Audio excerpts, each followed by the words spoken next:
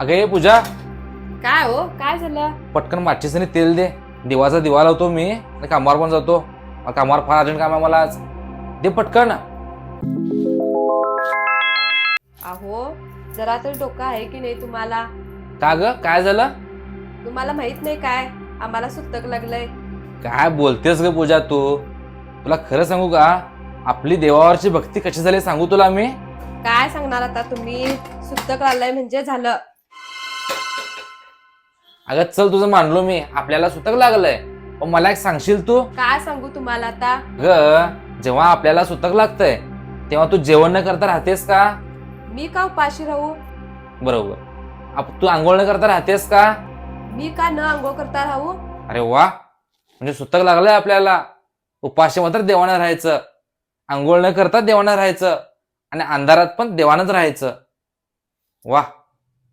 ओ, पहिल्यापासून परंपरा चालत आली ती. आम्ही त्यात काय बदल करू शकत नाही. अगं पूजा, परंपरा बदलणारा मी कोण ग? पण तुला सांगू, आपली भक्ती कशी चालली माहित आहे तुला? तर शास्त्रात काय लिहिलेलं आहे हे महत्वाचं नाही आहे आपल्याला, शास्त्रात काय बसतं हे महत्वाचं आहे आपल्याला पूजा.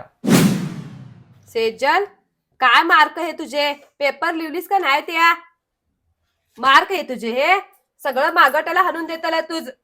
आणि तुझे मार्क बहे, पेपर लिहिलीस का नाही? मम्मी पेपर लय जड होता गे. पेपर जड होता तर समोरच्या पुरीचं कॉपी करून लिहूशन नाही तुझ? पुढच्या वेळेस पेपर कॉपी करून लिहू.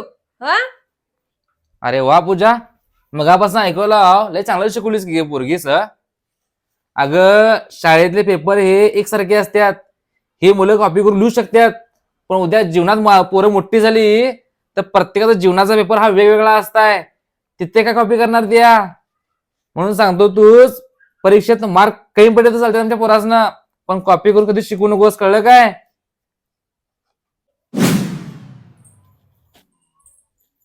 देवाला पण म्हणा जरा मला पण बुद्धी दे. जर तुला पाहिजे तर ते मस्त मागा ना, कोणी पाहिजे थोडी बुद्धी.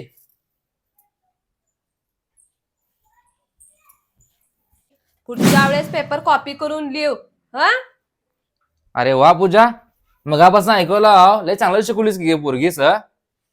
अगं शाळेतले पेपर हे एकसारखे असतात, हे मुलं कॉपी करून लिहू शकतात. पण उद्या जीवनात पोरं मोठी झाली तर प्रत्येकाचा जीवनाचा पेपर हा वेगवेगळा असताय, तिथे काय कॉपी करणार द्या. म्हणून सांगतो, तूच परीक्षेत मार्क कमी पडले तर चालते आमच्या पोरासनं, पण कॉपी करून कधी शिकू नकोस, कळलं काय? समजलं.